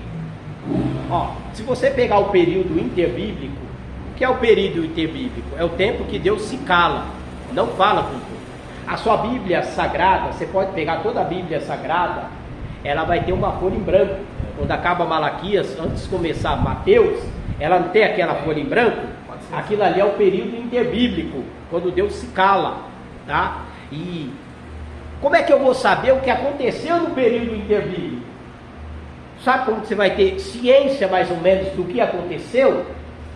Tá? Ali no período interbíblico, é quando você vai pegar aqui lá da Bíblia Católica. Livro dos Macabeus. Não como inspirado, mas se você pegar a história, o valor literário, histórico, ele vai trazer o período interbíblico, o período de Macabeus. Judite, não tem Judite aí? Quem foi Judite? Mãe de Daniel. História. Então são coisas aí que para a história, para a historicidade, valor literário é bom, mas divinamente inspirado, eles foram reprovados. Você só vai conhecer um pouquinho, a não ser que você compra ali, até o livro que tem lá, aquele livro interbíblico, ele traz um pouco da história de Macabeus, que é onde ele conta bastante acerca deste período aí. Por isso que eu coloquei essa nota aqui importante, tá bom? Aí acerca aí. Mas bons para a leitura e de valor literário e histórico. Aqui. Isso continuou até 1629. A famosa versão inglesa King James, Rei Tiago de 1611, ainda os trouxe. Porém, após 1629, os evangélicos os omitiram de vez da Bíblia, para evitar confusão entre o povo simples, que nem sempre sabe discernir um livro canônico e um apócrifo, tá? Então, para que não viesse até mesmo confundir a cabeça da pessoa, um leigo que não tinha tanto conhecimento, então eles resolveram tirar de vez. Mas até então ainda esses livros aí que nós temos na católica ainda era introduzido até mesmo na versão King James aí, tá? Vamos lá, definições importantes. Deixa eu ver se é isso mesmo. Deixa eu ver aqui, só para não, calma aí. A inspiração da Bíblia, é isso mesmo, né? Tá, nós falamos aí da canonicidade da Bíblia, deu para entender aí?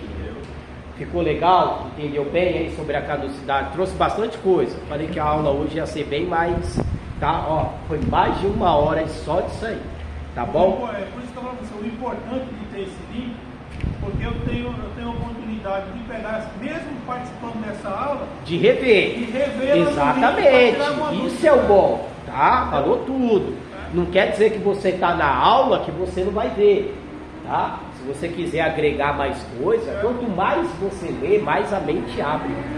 Aprenda isso, tá? É até mesmo quando você vai pregar ou dar uma saudação, tá? Você não vai ler só, você lê mais de 20 vezes. Quanto mais você lê, mais a tua mente vai abrir, tá? A aula é a mesma, isso mesmo. Aqueles obstáculos, aquela barreira vai saindo. Sua mente vai abrir. É a mesma coisa o vídeo aqui. Não é só porque você está no presencial, mas você sai ali e você esquece. Isso é natural, isso é do ser humano, tá? Às vezes vem um assunto aí que te tira do foco tudinho, você já esqueceu tudo. Mas aí você vai lá com mais calma, você senta, você relê a aula. Isso é muito bom, tá bom? A inspiração da Bíblia, tá bom? A Bíblia como a palavra de Deus. Vamos lá, agora aqui, ó, apostila.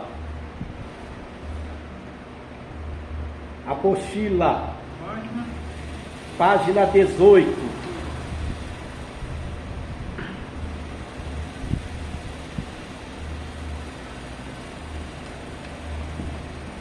Tá? A Bíblia, a inspiração divina da Bíblia. Como eu sei que a Bíblia, ela é a palavra de Deus? Quem nunca ouviu isso, né? Então isso aqui nós vamos aprender algo muito importante aqui, tá? Acerca da inspiração divina, tá? Se é divina é porque veio de quem? De Deus, tá? Já está dizendo aqui, tá bom? A inspiração divina da Bíblia. O que diferencia a Bíblia de todos os demais livros do mundo é a sua inspiração, tá? O que diferencia a Bíblia de todos os livros que existem é a sua inspiração. É por isso que se passou tantos anos e ela permanece até os dias de hoje. A Bíblia lida, ela transforma, ela cura, ela batiza, ela muda, né? É o poder que ela tem. Então o que diferencia ela de todos os livros, né? É a sua inspiração divina, tá bom? Tá lá, Jó tá dizendo lá a respeito, 32:8, tem 2 Timóteo, 2 Pedro, tá? É devido à inspiração divina que ela é chamada a palavra de Deus, tá bom? O que é a inspiração divina, tá bom? Nós vamos ver aí. Que vem a ser a inspiração divina. é a influência sobrenatural do Espírito Santo como um sopro sobre os escritores da Bíblia, capacitando-o a receber e a transmitir a mensagem divina sem erro, né? Sem a influência do Espírito Santo, não tinha como esses homens aí, né, escrever, registrar, né, uma mensagem como essa. É como eu disse na primeira aula, você pode ser bom na locução, na fala, saber colocar bem as palavras, mas o que está aqui, se não fosse a influência do Espírito Santo na vida desses homens, eles não teriam, né, vamos colocar esse poder, esse dom, né, de escrever, né, essas palavras que eles escreveram. Isso não é compatível, até mesmo assim eu posso dizer, ao ser humano chegar a um ponto como esse de escrever palavras como essa. Por mais sábio que o homem seja, você pega Salomão, todas as palavras de Salomão, nós lemos aqui que foi palavras, mas foram inspiradas pelo Espírito Santo.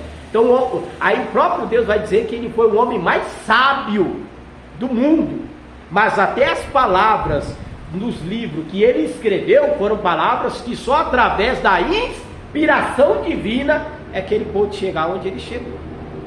É igual, inspirado por Deus mesmo, porque quem escreveu o livro de Gênesis foi Moisés? Isso. Moisés nasceu depois dos como fatos. Ele sabe tudo, a criação, isso, falou tudo. Os detalhes, Moisés, inspiração divina. Isso, inspiração. Isso, e Abraão, Isaac. Muito bem colocado. Moisés nasceu muito depois dos fatos. E Moisés vai trazer até mesmo, você vê lá no tempo da criação, no princípio. No princípio. Tá? É no começo da era. É quando Deus começa a fazer algo. E ele fala de entendeu? Então falou muito bem colocado, o evangelista presbítero. Então você vê aí a colocação, você vê que ela realmente é divina, tá bom? Então só através da inspiração, a influência sobrenatural do Espírito Santo como um sopro, é que esses homens puderam inscrever, né, a Bíblia. Foi através do Espírito Santo que eles foram capacitados a escrever o que eles escreveram, tá bom? Se não fosse a influência, a capacitação do Espírito Santo, nada sairia da boca desses homens. Você pode ler a Bíblia, mas se você não for inspirado, capacitado por ele, você não prega, não é verdade? É assim. Se Deus for para Deus ocultar, ele oculta, não sai nada de você, né? Tem que ser até nos dias de hoje, para você ministrar uma aula, como você pega aí os irmãos que é professor da EBD, até mesmo para uma aula, não é verdade, presbítero Walter? Para você trazer a aula, você tem que ser capacitado pelo Espírito Santo para trazer acerca do assunto que está sendo abordado na aula. Porque você pode ler a revista, mas se você não tiver a capacitação, não sai nada, irmão. Você vai rodear, e você não sai daquele tópico, daquele tema. A aula fica ali amarrada, como diz no linguajar nosso, amarrada ali, não sai nada, né? Você está sempre batendo na mesma tecla.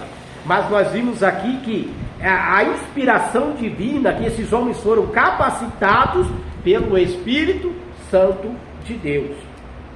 A própria Bíblia reivindica a si a inspiração de Deus, pois a expressão assim diz o Senhor, né, já é uma forma de reivindicar que ela veio de Deus, não do homem. Então isso aqui era uma fala muito comum no Antigo Testamento. Assim diz o Senhor, assim diz o Deus, né? Aí ele vai falando, Jó vai dizer o Todo-Poderoso, o Deus de Israel, o Deus dos exércitos. Era uma fala registrada que a mensagem não era mensagem humana, mas mensagem divina, que veio de Deus. Então a própria Bíblia, ela reivindica a tua inspiração. Nós vamos ver isso aí 2.600 vezes nos seus 66 livros da Bíblia Sagrada aí, tá bom, meus irmãos? A única vez que a palavra inspiração é usada ela se aplica aos escritos e não aos escritores, tá bom? Isso aqui é muito bom, isso aqui é um termo teológico, tá? Tá ali na folha aí, tá? A inspiração da Bíblia é a definição teológica. Na única vez que a palavra inspiração é usada, ela se aplica aos escritos e não aos escritores, ou seja, o produto final. A Bíblia é inspirada, mas não seus escritores, tá? Por quê? Porque se eles morressem, acabava a inspiração. Se o produto final não fosse a Bíblia, mas fosse o profeta, quando o profeta morresse, acabou a inspiração. Mas como o produto final é a Bíblia, o profeta morreu, apóstolo morreu, mas a inspiração continua onde? Na palavra de Deus. Porque o produto final é a palavra de Deus. André, até os hinos da água foram tirados da palavra. Oi? Os hinos da... Exatamente. Eu não sei se os hinos que tem aí. Isso. Mas os hinos da água... Muitos hinos da APA foram inspirados na Bíblia Sagrada, tá? Os seus autores não aparecem o nome, só a sigla. Isso mesmo, foi inspirado na Bíblia Sagrada, tá bom? Então o produto final. Todavia seus autores foram movidos pelo Espírito Santo e escrever as palavras que o próprio Deus queria que escrevesse. Por exemplo, Paulo escreveu mais de uma carta da igreja de Corinto, porém a mesma não está em nossa Bíblia atual, foi o que nós falamos hoje aí, tá bom? 3 elementos essenciais no processo de inspiração, tá? Como eu posso saber que a palavra é inspirada ou não é? É de Deus ou não é? Tem como me provar? Tem. Primeiro, casualidade divina. Deus é a fonte primordial da Bíblia. O elemento divino estimulou o elemento humano. Foi Deus que usou o homem, não foi o homem que usou Deus, tá? Então a fonte primordial não é o homem, mas é Deus, tá? Então é Deus. O homem foi apenas um instrumento de Deus ali para que viesse ali a escrever, a registrar, tá bom? Então a primeira casualidade divina, por quê? Porque não foi humano, foi Deus, tá? É Deus que se revelou na vida desses profetas, falou através dele, tá? Então a fonte primordial ali, para comprovar que a Bíblia é inspirada, é porque a fonte é o próprio Deus, a palavra, o verbo, como diz João, né? Mediação profética. Como eu comprovo que a Bíblia ela é inspirada? Mediante a mediação profética. Os profetas não eram robôs que ouviam ditado de Deus e escreviam. Cada autor teve seu próprio estilo de escrita. Personalidades não foram atuadas. Deus usou suas personalidades humanas para nos transmitir sua verdade. Embora ali, né, eles foram ali iluminados, capacitados pelo Espírito Santo ali naquele momento, né, mas eram pessoas que estavam conscientes. Tem assuntos teológicos, né, até debates teológicos, que falam que a pessoa ela entrava em transe, tá? Isso é assunto teológico, tá? Estou falando que como é uma aula de teologia, para vocês saberem aí acerca disso. Tem pessoas aí que tem muito conteúdo e tem esse debate. Ah, mas eles, na hora que o Espírito Santo via, ele entrava em transe. Só que a Bíblia não comprova isso. Mostra com toda clareza que eles, né, eles tinham total ali ciência do que estavam fazendo. Eram plenos ali naquele momento, tá? Não tinha esse negócio de transe, tipo, eu fui levado, não sei o que aconteceu, daqui a pouco volta em si. Não existia isso, né? Tanto é que para registrar aquilo que o Espírito Santo falava, que Deus falava, Deus permitiu, o Espírito Santo permitiu que ele usasse a cultura da época, sabe? Então eles usavam tudo isso ali, para que a mensagem viesse a ser mais fácil, entendida e interpretada por aquele que ia receber a mensagem, né? Mas isso não tirou a inspiração da palavra de Deus, né? Você vê, usaram elementos, cultura, né? O modo de viver da época, mas não tirou a inspiração divina da palavra de Deus. Por quê? Porque era supervisionada pelo próprio Espírito Santo de Deus. Tá bom? Então nós vemos aí a mediação profeta. Outra, autoridade escrita. A Bíblia é a última palavra no que concerne os assuntos doutrinários e éticos. Todas as controvérsias teológicas e morais devem ser tratadas sob a luz da Bíblia. As Escrituras receberam autoridade do próprio Deus, que falou por meio dos profetas. No entanto, são os escritos dos profetas e não os profetas que retêm o resultante da autoridade divina, né? Isso é muito interessante. Todos os profetas morreram, porém os escritos proféticos permanecem até os dias de hoje. Jesus disse que as suas palavras não passariam. Por isso que eu disse, se o produto final fosse o homem, né, a inspiração acabava ali. Mas como o produto final é o próprio Deus, né, os profetas morreram, os apóstolos morreram, os pais da igreja morreram, né, mas a inspiração divina, ela permanece até hoje. Tá? É por isso que a Bíblia, ela está até os dias de hoje. Tá bom? Nós vemos aí. Entretanto, Jesus nunca escreveu nada. Tá? Jesus nunca registrou nada, mas sim os seus apóstolos. Como Jesus mesmo predisse, as palavras dele, Deus, permanecem para sempre, embora os apóstolos já tenham morrido, né? Mas você vê aí. Você vê que o próprio Jesus citava os profetas. Usavam, né?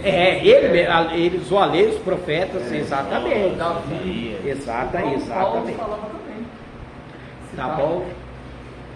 Aí eu coloquei aí distinções importantes: revelação, exposição da verdade. Deus revelou seus pensamentos ao profeta. 2. Inspiração, transmissão da verdade. Deus inspirou os profetas a escrever essas verdades. Iluminação, da compreensão da verdade. Deus nos ilumina a entender o que a Bíblia diz. A inspiração dos originais. Existem originais? Não, tá? Não existe. Existe cópia perfeita dos originais, tá? Os originais não existem, tá bom? Então nós vamos ver, a rigor, apenas os escritos originais foram realmente inspirados, porém temos a ação preservadora de Deus para que as cópias fossem feitas destes originais, sem alterar a mensagem de Deus para os homens. E isso chamamos de inspiração derivada, uma vez que foram cópias fiéis, tá? Ou seja, não teve nada, nenhuma vírgula, nenhuma letra, nada foi alterado dos originais, tá? O próprio Deus pediu, né, que aquilo fosse ali escrito, né? Deus já da sua onisciência sabia que esses originais se perderiam, mas que a cópia, né, serviria para testemunhar os fatos e os acontecimentos, tá bom? Aí nós colocamos para autógrafo para fins práticos. A Bíblia em nossa língua e época pode ser transmissão exata dos originais. Por quê? Porque é a palavra de Deus, tá bom? Nota arqueológica. Os pergaminhos achados no Mar Morto revelam a exatidão dos trechos do profeta Isaías, tá? Como os textos da época. Isso nos fornece base para crermos que a Bíblia é realmente a palavra preservadora de Deus até os nossos dias. Então os achados ali comprovam a veracidade, né, do que está registrado nos dias de hoje. A inerrância da Bíblia, tá bom? Nós vamos ver aí Vamos lá para a sua Bíblia, calma aí, a Bíblia não, a apostila da escola, página 19. Teoria da inspiração plenária ou verbal, tá? Ensina que todas as partes da Bíblia são igualmente inspiradas, 100%. Não existe aquela, tem metade do homem, metade foi Deus, tem coisa que foi do homem, tem coisa que foi de Deus, não. 100% da Bíblia foi inspirada por Deus. Toda a palavra da Bíblia foi ali da boca do próprio Deus, tá? Nada que foi escrito foi o homem, mas foi através de Deus que ele escreveu ali, tá? Que os escritores não funcionaram como máquinas inconscientes, que houve cooperação vital e contínua entre ele e o Espírito de Deus que o capacitava. A harmonia e a unidade da Bíblia. A existência da Bíblia até os nossos dias só pode ser explicada como um milagre. Há nela 66 livros escritos, cerca de 40 escritores, cobrindo um período de 16 séculos. Esses homens, na maioria das partes dos casos, não se conheceram, tá? Por isso que aí traz a unidade da Bíblia, porque Deus levantou homens em épocas diferentes, momentos diferentes, cidades diferentes, culturas diferentes, tá? Mas se você pegar a Bíblia, ela tem essa unidade, né? Parece que um viveu no tempo do outro, um morreu, o outro continuava escrevendo, porque é a unidade da Bíblia. Só a palavra de Deus para poder trazer essa unificação, ou seja, nada cai por terra, nada, né? Você vai ver aí, se você ler a Bíblia, você pegar os livros, você vai ver a unidade que a Bíblia traz. Por isso que a Bíblia, ela interpreta a própria Bíblia. Viveram em lugares distantes, continentes, escreveram em duas línguas principais devido às distâncias. Em muitos casos, os autores nada sabiam sobre o que já haviam escrito. Muitas vezes, um escritor iniciava um assunto, século depois, o outro completava com tanta riqueza de detalhe, que somente um livro vindo de Deus podia ser assim. Então, ela só mesmo sendo inspirada por Deus, tá bom? Sobre os escritores, nós vamos ver aí, foram homens de todas as atividades da vida humana, né? Como nós disse, Deus vai usar tanto reis como mais simples do campo, né? As condições eram diferentes, circunstâncias eram diferentes, tá bom? A prova da inspiração da Bíblia, tá? Nós vamos ver aí, né, a respeito da inspiração da Bíblia, aí, como nós estávamos já lendo aí, tá bom? A Bíblia também ela foi aceita pelo próprio Jesus. A aprovação da Bíblia por Jesus. Jesus ele vai citar aí, muitas das vezes aí, passagens do Antigo Testamento, comprovando aí a autoria, né, a veracidade da Bíblia, a inspiração da Bíblia Sagrada. Inúmeras pessoas sabem quem é Jesus, creem que ele fez milagre, creem em sua própria ressurreição e ascensão, mas não creem na Bíblia. Isso aqui é verdade. Muita gente questiona a Bíblia, né, pelo fato de ela ser escrita pelos homens, tá? Então, por isso que tem esse grande questionamento acerca da palavra de Deus. Tais pessoas precisam saber a posição de Jesus quanto à Bíblia. Eu estou lendo na 22, página 22, tá? Devem saber que ele leu, ensinou, chamou e cumpriu, tá? A aprovação da Bíblia por Jesus.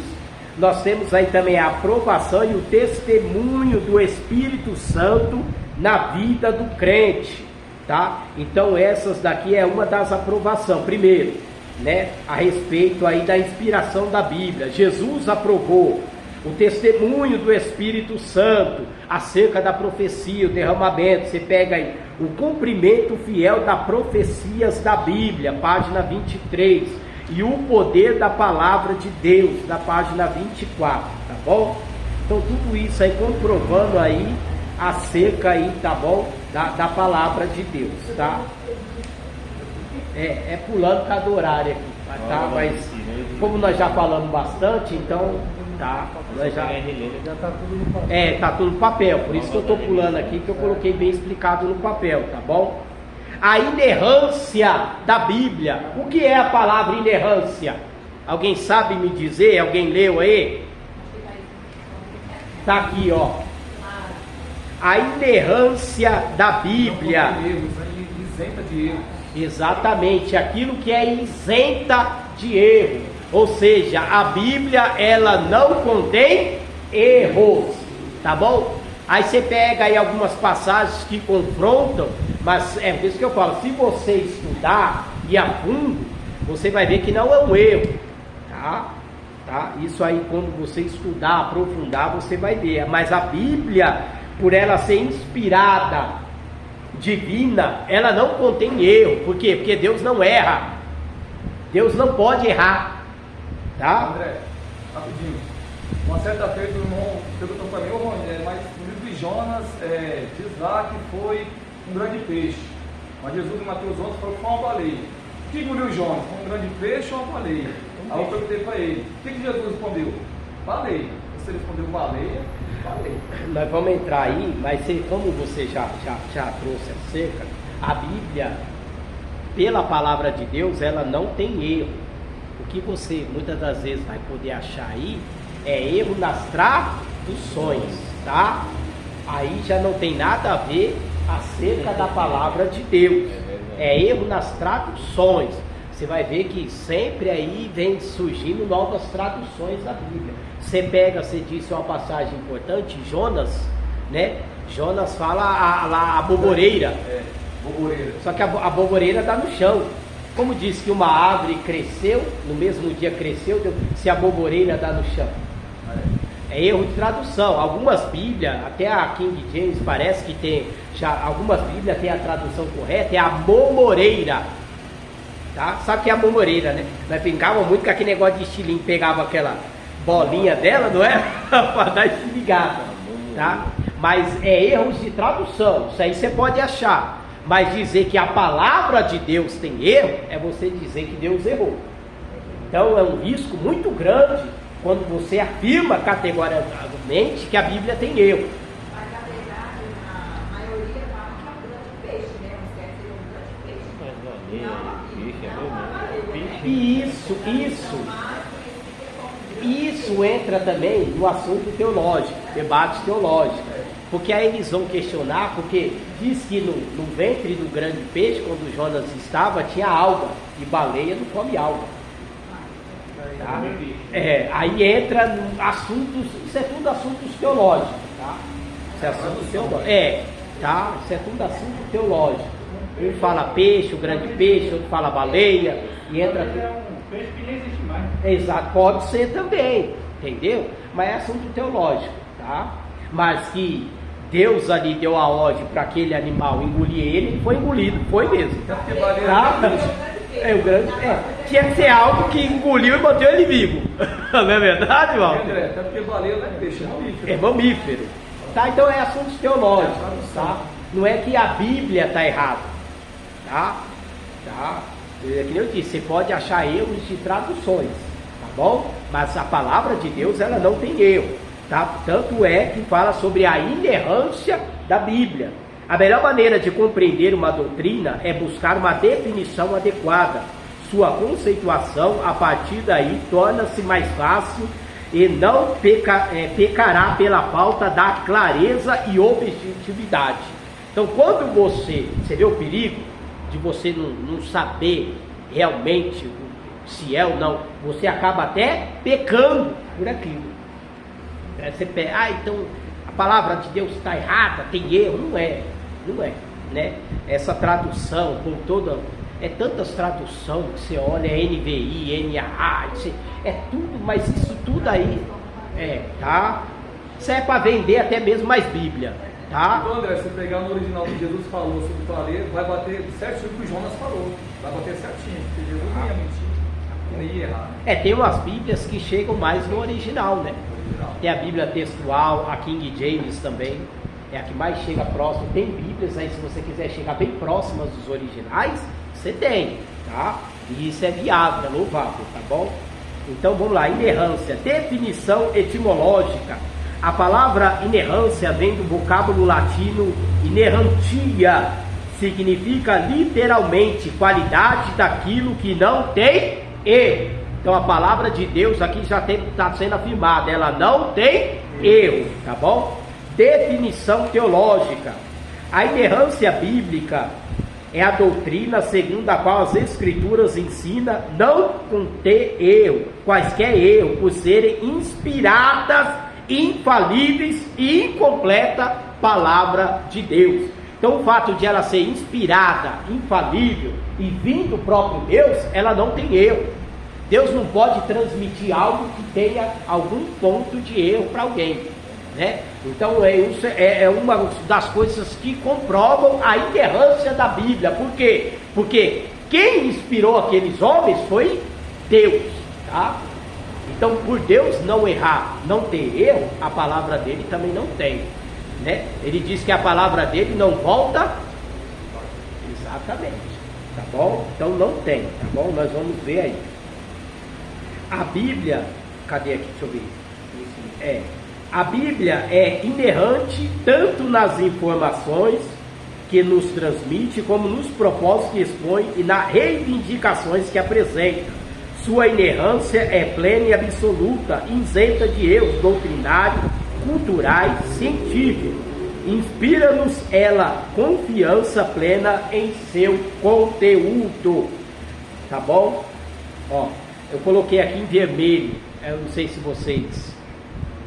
Por haver falha nas traduções e nas interpretações, ou na sua apresentação gramatical, visto que foi escrita em linguagem antiga, no hebraico e no grego, além de expressões breves do aramaico, é possível observar algumas falhas em termos de grafias ou de tradução, tá? Porém, as possíveis falhas, dificuldades de tradução ou de interpretações jamais podem ser consideradas como indicativas de erro na mensagem bíblica. Menos de 1% dos erros encontrados nos manuscritos são falhas na transmissão da mensagem e não afeta a integridade da palavra de Deus. Só para você ter uma ideia, você pegar o livro de Jó, até hoje tem palavras que eles não sabem qual é o sentido original. Vocês sabiam disso? Para você ver a dificuldade que era interpretar algo ali.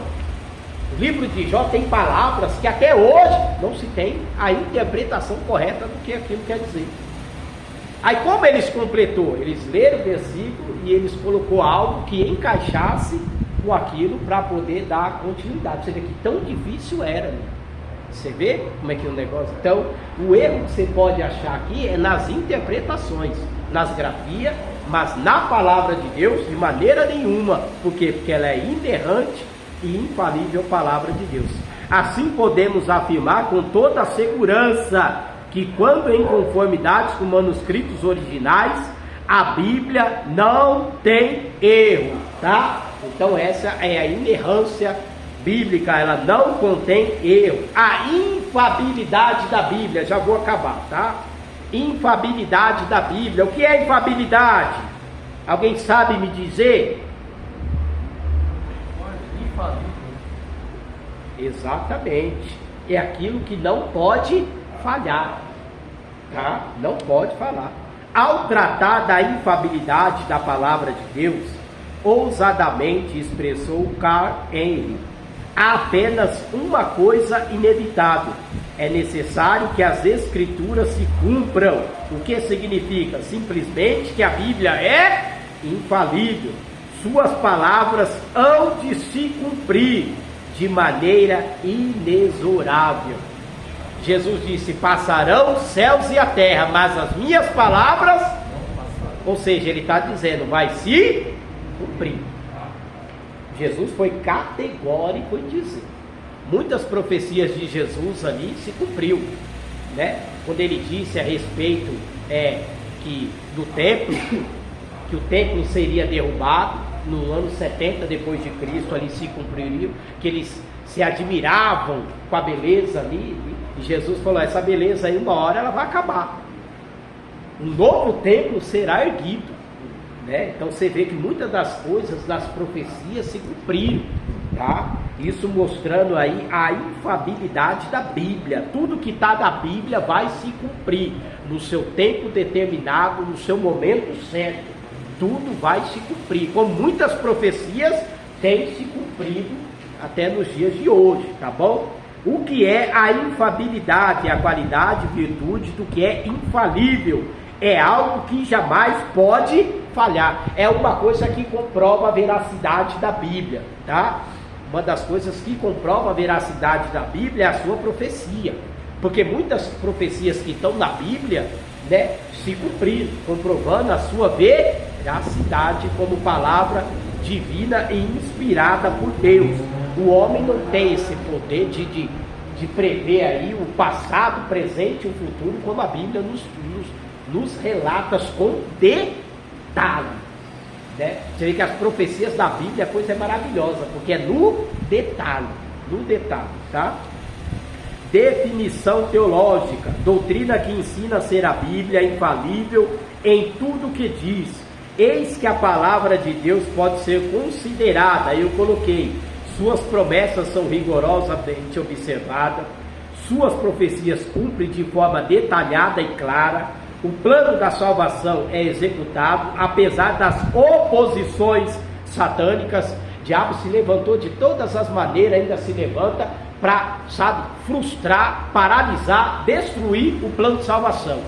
Mas cada vez que ele se levanta, mostra com mais clareza o plano que Deus tem para a humanidade, né? Nenhuma de suas palavras jamais caiu e nem cairá por terra, tá bom? Isso daí é a infalibilidade da Bíblia Sagrada. Ninguém pode tirar qualquer parte dela ou negar que elas são para sempre verdadeiras, sem deixar apenas ruínas atrás de si. É interessante que Jesus não somente diz por ser anulada, ele quis dizer que todos os esforços do homem para encontrar erro na Escritura ou invalidar suas demandas são em vão. Tá bom, meus irmãos? Amém? André, posso ler o Salmo 19:7 rapidinho? Pode ler, lê aí para nós. Está na folha, tá? Diz assim, ó. A lei do Senhor é perfeita e refrigera a alma. O testemunho do Senhor é fiel e dá sabedoria aos simples. Ou seja, a palavra ela é perfeita. Perfeita é aquilo que não tem erro, não tem falha. Você sabe que é verdadeiro, né, pastor? É perfeito. Vamos ver se vai se cumprir ou não vai, né? Amém, meus irmãos? Tá bom? Então nós estudamos aí um pouco aí a respeito do cânon, né, da Bíblia como a palavra de Deus. Reveja aí depois do vídeo, tá bom? Eu creio que Deus aí vai acrescentar ainda mais na vida dos irmãos. Vamos se levantar, se colocar de pé, para que nós possamos aí agradecer ao Senhor por mais esta aula, tá bom? Qualquer dúvida que você tiver, pode mandar lá no grupo, pode mandar no meu pessoal. Pastor, não entendi essa parte, você tem toda a liberdade, você deve fazer isso, tá? Só não quero que você saia com dúvida ou continue com a dúvida acerca da palavra de Deus, tá bom? A aula vai começar a melhorar bastante, então vamos aprofundar bastante, tá? Eu disse quando eu apresentei o estudo que eu ia dar o meu melhor para vocês, por isso que todas as aulas, praticamente todas as aulas vocês vão ter isso aqui, ó. Por quê? Porque isso aqui é aquilo que eu estou colocando a mais do que está aqui, ou seja, está até aqui, mas eu prefiro trazer com mais profundidade aquilo que está aqui, tá bom? Para que você possa crescer aí no conhecimento da palavra do Senhor. Bom, meus irmãos, nós vamos orar ao Senhor. Diácono, pode orar ao Senhor, mano, para nós terminarmos assim. Soberano Deus, eterno Pai, Pai amado, vamos neste momento, essa oportunidade, Senhor amado, verdadeiro. Obrigado pelo ensinamento De mais uma vez, reunimos diante da tua presença. Senhor, fala nas tuas mãos, leva o teu povo em paz, em segurança. Senhor amado, que teu Espírito Santo possa ensinar, instruir, teu Senhor, acerca daquilo que foi ensinado no dia de hoje. Em nome do Senhor Jesus. Obrigado, Pai. Amém. Nos leve em paz no dia de hoje. Amém. Presbítero Walter, Petra, benção.